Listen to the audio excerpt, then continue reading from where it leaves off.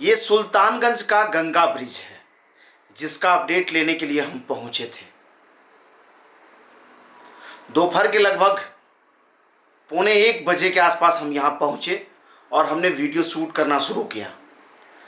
उस समय हम सुल्तानगंज के छोर पर थे और एक नाव पर हम लोग सवार हुए और दूसरे छोर की तरफ आगे बढ़े। रास्ते में ये कैमरा तस्वीर रिकॉर्ड करता रहा। जहां मैं हूं ये स्टीमर है, ये एसपी सिंगला का स्टीमर है जिस पर हम आपको लिए चल रहे हैं सुल्तानगंज से दूसरी छोर की तरफ। इधर में आगवानी घाट है जहां से ये जो ब्रिज बन रहा है सुल्तानगंज आगवानी घाट, उसका दूसरा छोर उधर से आगवानी घाट की तरफ से शुरू होता है। बड़ा ही अच्छा ब्रिज। आपको बताएं कि इस पुल के ठीक बीचों बीच यहाँ डॉल्फिन ऑब्जर्वेटरी बनाया जा रहा है, जहां आप पुल से नीचे उतर करके डॉल्फिन का दीदार कर पाएंगे। पूरे देश में ऐसा इकलौता प्रोजेक्ट है जहां आप किसी ब्रिज के ऊपर गाड़ी को पार्क करके और डाउन स्टेयर यानी नीचे आकर उस नदी के बहते पानी के बीच डॉल्फिन को देख पाएंगे। ऐसा सुल्तानगंज के गंगा ब्रिज में व्यवस्था किया जा रहा है और उसको बेहतर तरीके से आपको बताना हमारे लिए प्राथमिक जिम्मेदारी थी, क्योंकि हम वहाँ तक आपके लिए ही पहुँचे थे तस्वीरों को रिकॉर्ड करने के लिए। तो देखिए ये कितना मोहक है। ये 3 पिलर बने हैं और इसमें जो है बीच वाला जो पिलर है वो इस ब्रिज का मेन पिलर है। उसके दोनों ही तरफ 2 और पिलर बनाए जा रहे हैं ताकि यहाँ डॉल्फिन ऑब्जर्वेटरी बनाया जा सके। लेकिन हम लोग क्योंकि उस समय जो नाव हम लोग को लेके आ रहा था वो दूसरे छोर तक हमें लेकर के आया, वहाँ छोड़ दिया और हम सोचे भी यहाँ पहुँच जाएंगे तो हम ड्रोन से तस्वीरें रिकॉर्ड कर लेंगे। फिर हम आए तो पुल के ऊपर भी गए, वहाँ से तस्वीरें रिकॉर्ड किया। फिर नीचे आए हम और तब बारी थी डॉल्फिन ऑब्जर्वेटरी को रिकॉर्ड करने की। क्योंकि लंच ब्रेक था उसी समय में मैं सोचा कि अभी लोग हैं भी नहीं और अभी रिकॉर्ड कर लेते हैं, फिर जैसे लंच के बाद नाव हमें अवेलेबल हो जाएगा तो हम दूसरे छोर पे वापस चले जाएंगे और फिर दूसरे प्रोजेक्ट को करने के लिए जाएंगे। क्योंकि हमें मुंगेर गंगा ब्रिज को भी उसी दिन शूट करना था, क्योंकि एक प्रोजेक्ट के लिए अगर निकलते हैं तो एक शेड्यूल बना लेते हैं कि इतने देर में हमको क्या क्या करना है। तो हुआ क्या यहाँ और हम क्यों बताने के लिए आपके साथ जुड़े हैं। तो गंगा के धारा के दूसरी तरफ यानी आगवानी घाट के तरफ वाले पिलर के पास हम लोग खड़े थे और यहाँ से हमने ड्रोन को उड़ाया और भेजा डॉल्फिन ऑब्जर्वेटरी को। ये ड्रोन रिकॉर्ड किया। रिकॉर्ड करके जब वापस आने लगा तो ये जो किनारे का पाया है इसको भी हमने कहा कि इसको शूट करके नज़दीक से इसको शूट कर लिया जाए। तो ड्रोन उधर से चलता हुआ आ रहा था और चूंकि होता क्या कि जब ड्रोन ऊपर से चलता है तो कैमरा उसका कभी नीचे होता है, अगर आप नीचे करेंगे तो, और या कभी सामने होता है। तो मुझे लगा कि ये कैमरा नीचे की तरफ मूव है और ये ड्रोन अभी सामने ये जो टावर दिखाई दे रहा है, मुझे लगा कि ड्रोन इस टावर के ऊपर से आ रहा है। और हुआ क्या,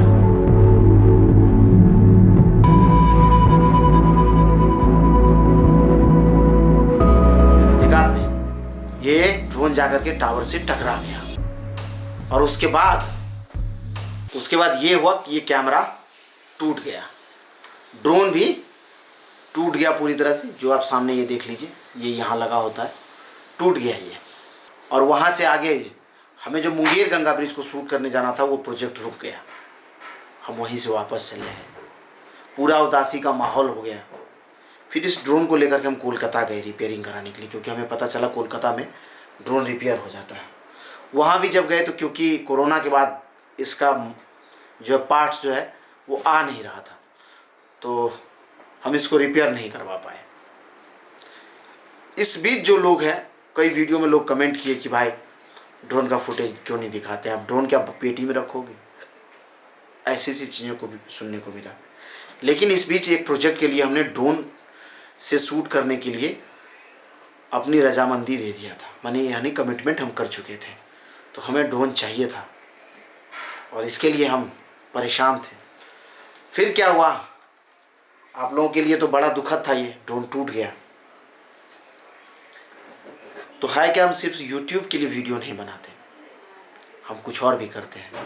तो वहाँ जो है वो जो काम है हमारा वो प्राथमिक काम है और वहाँ इसकी बहुत ज़रूरत थी। तो फिर क्या हुआ, फिर ये एक नया ड्रोन फिर से आपके परिवार में शामिल हुआ, जिसकी सूचना हम दिए थे। लेकिन कई बार चाह रहा था कि इस वीडियो को हम एक बार रिकॉर्ड करें और आपको बताएं कि आपका जो ड्रोन है वो कैसे टूटा। एक बार फिर से आप देखिए।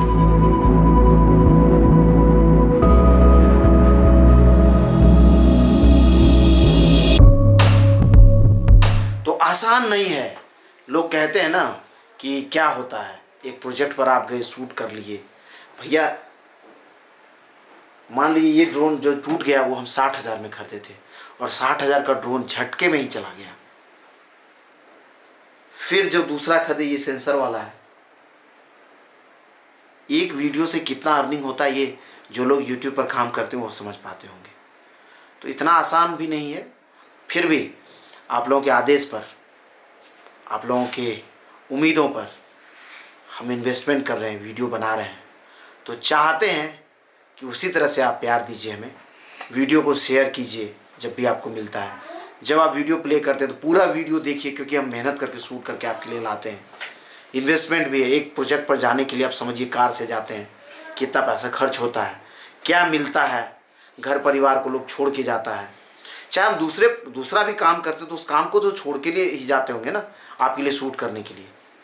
वीडियो कितना व्यूज़ मिलता है उस पर अर्निंग डिपेंड करता है। कभी कभी तो वीडियो जब 1000 नहीं पहुंचता है ना तो बहुत दुख होता है कि इतने दूर से करके लाए। डिसलाइकर्स जब डिसलाइक करते हैं, हालांकि उससे फ़र्क नहीं पड़ता, हौसलों में कोई दिक्कत नहीं आती, लेकिन थोड़ा सा तो मन मायूस हो जाता है ना जो लोग थंब डाउन करते हैं। तो भैया कितना मेहनत होता है और कितना इन्वेस्टमेंट होता है वो आप देख लीजिए। इसी को बताने के लिए हम आज जुड़े थे आपके साथ में।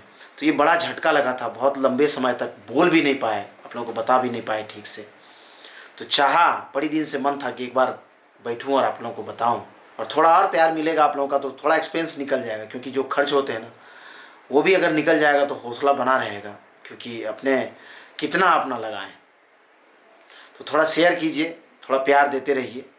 और डिसलाइकर्स और हेट कमेंट करने वालों को, भैया हर कोई, कभी कभी लोग कहते हैं कि भाषा सीख लो, तो कभी भी खबरों को बताने के लिए ना भाषा मोहताज नहीं होता है।